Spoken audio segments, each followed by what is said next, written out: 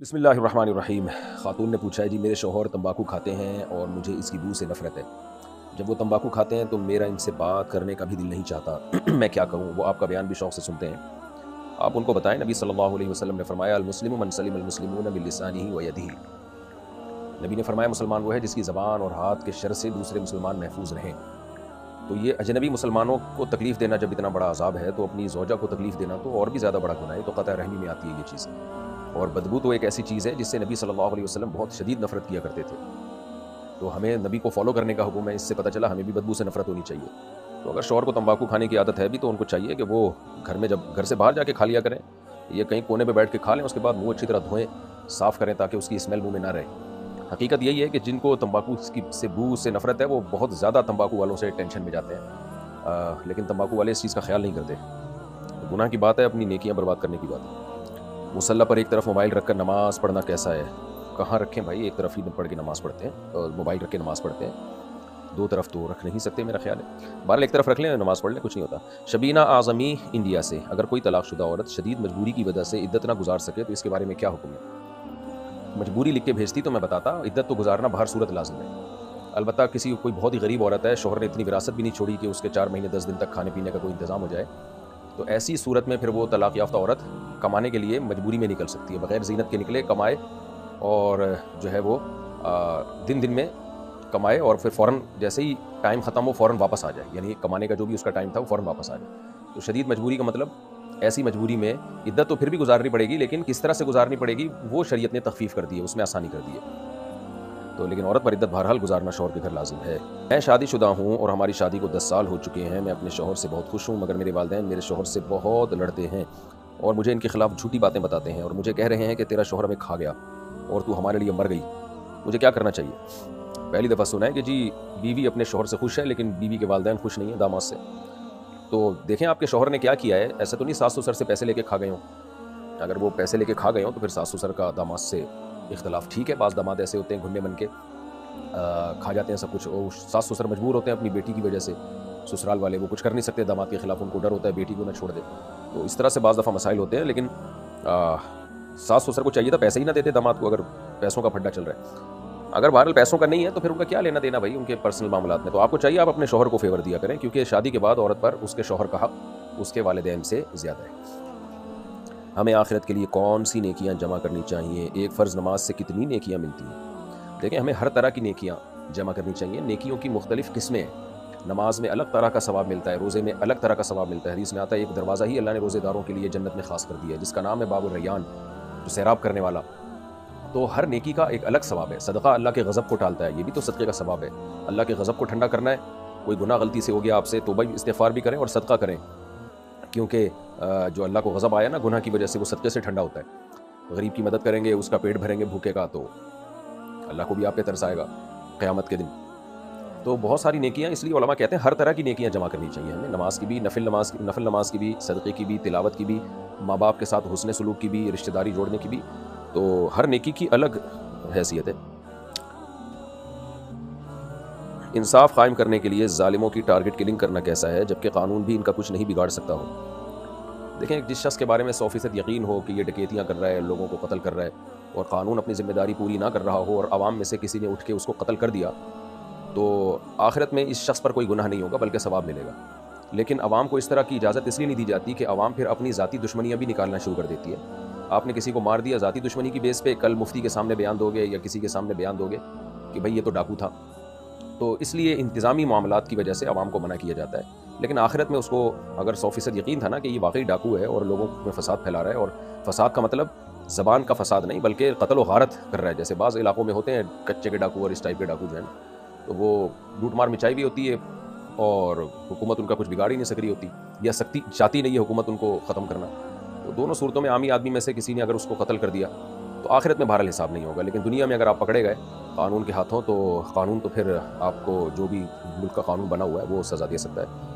لیکن آخرت میں بہرحال نہ صرف یہ کہ عذاب نہیں ہوگا بلکہ بہت زیادہ ثواب ہوگا عوام کو ایک عذاب سے بچانے کا۔ لیکن پھر میں بتا دوں کہ لوگوں کو مشورہ نہیں دیا جا سکتا قانون ہاتھ میں لینے کا۔ مشورے سے نقصان یہ ہوگا کہ پھر لوگ جری ہو جائیں گے، بے گناہ لوگوں کو بھی قتل کرنا نہ شروع کر دیں اس بہانے، اور گورنمنٹ جب پکڑے گی تو گورنمنٹ تو پھر یہ آپ سے جو بھی گورنمنٹ لا ہے اس کے حساب سے حساب و کتاب کرے گی۔ ہمارے والد بہت غصہ کرتے ہیں اور ہر چیز پر ڈانٹتے ہیں، جبکہ باہر کے بچوں کے ساتھ بہت اچھے رہتے ہیں، ہمارا دل بہت دکھتا ہے جب ہم دوسروں کو دیکھتے ہیں کہ والد اور بچے آپس میں اچھے رہتے ہیں جبکہ ہم دوسروں کو دیکھتے ہیں کہ والد اور بچے آپس میں اچھے سے رہتے ہیں۔ آپ ہماری رہنمائی فرمائیں۔ مجھے بڑی حیرانگی ہوتی ہے بچوں پہ والد کو غصہ آتا کیسے ہے؟ بچے تو اتنی اٹریکٹیو چیز ہیں، چھوٹے بچے، دل چاہتا ہے ان کو پیار ہی کرتے رہو۔ میں تو اکثر لوگوں سے کہتا ہوں ہمارا تو دل ہی نہیں کرتا کہ بچے بڑے ہوں بھائی، لوگ کہتے ہیں نا جلدی جلدی بڑے ہو جائیں، میرا دل چاہتا ہے چھوٹے ہی رہیں، کیسے پننے پننے سے ہوتے ہیں، ایسی پیاری پیاری باتیں کر رہے ہوتے ہیں، کھیل کیسے بچیاں کیسا اچھا کھیل رہی ہوتی ہیں آپس میں۔ آپ بچیوں کو کھلونے لا کے دے دیں کچن کے، کیسے کھیل رہی ہوتی ہیں، میں بریانی بنا رہی ہوں، میں آٹا گوندھ رہی ہوں، میں چائے بنا رہی ہوں، آپس میں لگی رہتی ہیں۔ لڑکے بھی کیسا ماشاء اللہ کھیل رہے ہوتے ہیں ادھم مستیوں میں۔ تو بچہ تو اس قابل ہی نہیں ہے کہ اس کو ڈانٹا جائے۔ تو اس لیے والد کو چاہیے اپنے بچوں سے محبت کرے، ان میں کھیلے، ٹھیک ہے، تھوڑا روب بھی قائم رکھے تاکہ وہ باپ ہی نہ بن جائیں گھر میں۔ روب ہم انگریزوں کی طرح بھی قائل نہیں ہے کہ ان کو کچھ کہا ہی نہ جائے، تو کوئی واقعی بات ہو تنبیہ کرنے کی تو بچوں پہ تھوڑی سی سختی بھی کی جا سکتی ہے، لیکن نارملی بچہ سختی کے لائق نہیں، محبت کے لائق ہی ہوتا ہے۔ تو بہت افسوس ہوتا ہے کہ ماں باپ اپنے بچوں کو سے محبت نہیں کر رہے، باپ جو ہے وہ اپنے بچوں کو ٹائم نہیں دے رہا، محبت نہیں کر رہا، تو ان کو چاہیے کہ آگے بیٹھا کریں، گپ شپ لگایا کریں۔ اور ہر وقت اصل میں ہوتا یہ نہیں ہے کہ باپ کو بچوں سے نفرت ہے، کبھی بھی باپ کو بچوں سے نفرت نہیں ہوتی ہو، باپ میں اصل میں تربیت کا غلبہ ہوتا ہے کہ میں نے اپنے بچوں کو بالکل سیدھا چلانا ہے، ٹھیک کرنا ہے، یہ بھی محبت ہی ہوتی ہے۔ لیکن اب اس محبت کی وجہ سے بجائے بچے سدھرنے کے بگڑنا شروع ہو جاتے ہیں، کیونکہ آپ ہر وقت تربیت ہی میں لگے رہتے ہو۔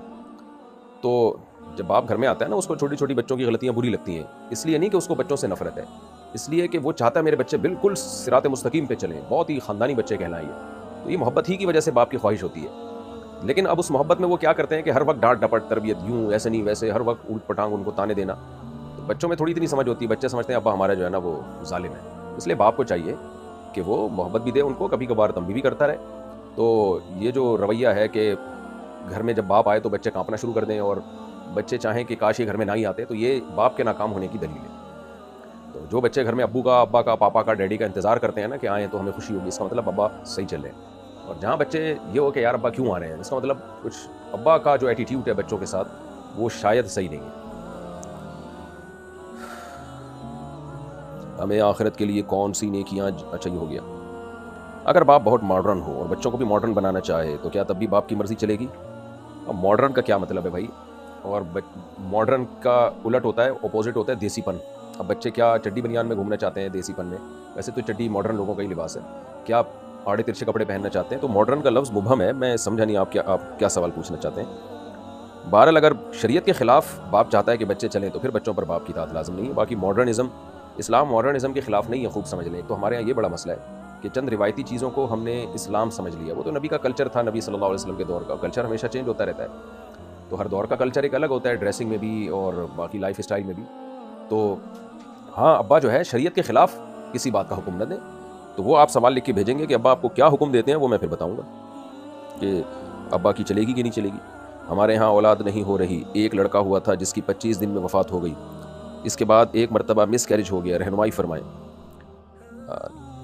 دیکھیں ایسا بہت شادی شدہ جوڑوں کے ساتھ ہوتا ہے، 4-5 دفعہ مس کیریج ہوتا ہے، پھر بھی اولاد ہو جاتی ہے، تو آپ ڈاکٹر سے رابطہ کریں، یہ تو شرعی مسائل بتانے کا چینل ہے نا، میڈیکل ٹپس دینے کا تو نہیں ہے۔ یہ ڈاکٹروں سے آپ جو گائنی کی ڈاکٹرز ہیں وہ اکثر اس میں اچھا گائیڈ کر دیتی ہیں، تو وہ آپ کو بتائیں گی، یا کوئی طبیبہ ہو لیکن بہت ماہر طبیبہ سے مراد جو حکیم ہوتے ہیں نا، لیکن اس میں کوئی ماہر ہو، اس میں حکیموں میں ڈرامے بازیاں بہت ہو گئی ہیں، فراڈی پن بہت آ گیا ہے، تو کوئی واقعی ہو تو اس سے علاج کرائیں، یہ کیونکہ یہ پرانی بیماری ہے، جو بیماریاں بہت پرانی اور صدیوں سے چلی آ رہی ہیں نا، تو ماہر حکیم بھی اس کا اچھا علاج کر لیتے ہیں، کیونکہ یہ چیز تجربے سے ہو چکی ہے نا، وہ بہت پرانی جو صدیوں پرانی بیماریاں چلی آ رہی ہیں، تو حکیموں کے بھی اس میں بہت تجربے ہو چکے ہیں، لیکن صحیح حکیم ہونا چاہیے۔ میں نے دیکھے بعض پیشنٹ ایسے تھے جو میڈیکل جو ڈاکٹرز ہیں ان کا علاج نہیں کر پائے تو حکیم نے علاج کر دیا، لیکن میں پھر بتا رہا ہوں کہ میرے کہنے پہ کسی حکیم کے پاس نہ چلے جائیں، حکیموں میں 2 نمبریاں بہت زیادہ ہیں، پھیکو بہت ہیں اس میں، یوٹیوب پہ بھی بھرے ہوئے ہیں، کو ماہر ہو، ایکسپرٹ ہو، تو اب ماہر ایکسپرٹ کا کیسے پتہ چلے گا؟ وہ ظاہر ہے اس نے کہاں سے پڑھا ہے اور یہ سب چیزیں وہ خود آپ تحقیق کریں، لیکن جب تک یہ نہیں ہو تو یہ جو گائنی کی ڈاکٹرز ہیں ان میں بھی بات ایکسپرٹ ہوتی ہیں، ان سے آپ علاج کرائیں۔ میں بھی دعا کرتا ہوں اللہ آپ کو نیک صالح اولاد عطا فرمائے۔ کیا میں زکوٰۃ بہن کو دے سکتا ہوں؟ اس کے ایک مدرسہ کی تعمیر ہو رہی ہے۔ دیکھیں مدرسے کی تعمیر میں زکوٰۃ استعمال نہیں ہو سکتی، ہاں بہن کو آپ مالک بنا سکتے ہیں اگر وہ غریب ہے، پھر وہ جو چاہے کرے۔ ہماری ایک پھپھو کی بیٹی جو کہ بیوہ ہیں، جب بھی ہمارے گھر آتی ہیں تو مجھ پر اور میرے بچوں پر کچھ پڑھ کر پھونک مارتی ہیں، میں انہیں دیکھ لیتی ہوں مگر کچھ نہیں کہہ سکتی، کیونکہ ان کی ایک بہن میری بھابھی اور ایک میری جٹھانی ہے۔ کیا ان کی پھونک سے میرے یا میرے بچوں کو کوئی نقصان پہنچ سکتا ہے؟ یقیناً پہنچ سکتا ہے، اگر آپ کو یہ وہم ہو گیا کہ ان کی پھونک سے کوئی نقصان پہنچ سکتا ہے، اور اگر آپ کو وہم نہیں ہے اور آپ کو یقین ہے کہ وہی ہوگا جو اللہ چاہے گا، تو ان کو کہیں کہ جتنی پھونکیں ہیں ساری ادھر ہی آ کے ختم کر دیں، اور ہو سکتا ہے اسی سے آپ کی جو پھپھو کی بیٹی ہے نا، شاید ان کی پھونک ہی نکل جائے، کیونکہ اتنی پھونکیں ماریں گی تو وہ دیکھیں نا، شف سرکار کی بیچاری کی اقرار الحسن نے پھونک نکالنے کی کافی کوشش کی ہے اور لینے کے دینے پڑ گئے ان کو، شف سرکار کو. تو پھپھی سے بولیں کہ بھائی نہیں مارا کریں، کیا فضول حرکتیں آ کے پھونکیں مارنا شروع کر دینا، اور وہم بھی ہو رہا ہے. لیکن بہرحال آپ یہ یقین کر لیں کہ یہ جتنی مرضی پھونکیں مار لیں، میرے بچوں کو اس سے انشاءاللہ کوئی نقصان نہیں ہوگا، تو پھر پھونکیں مار لیں. لیکن ہے یہ معیوب حرکت پھونکیں مارنا. کبھی کبھار رقیہ کے طور پر کسی کو دم کر دینا وہ تو ٹھیک ہے، سنت سے ثابت ہے، ایسے آتے ہی پھونکے. گندی ہوا تو جا رہی ہے نا کم از کم ان کے پھیپھڑوں میں بچوں کے.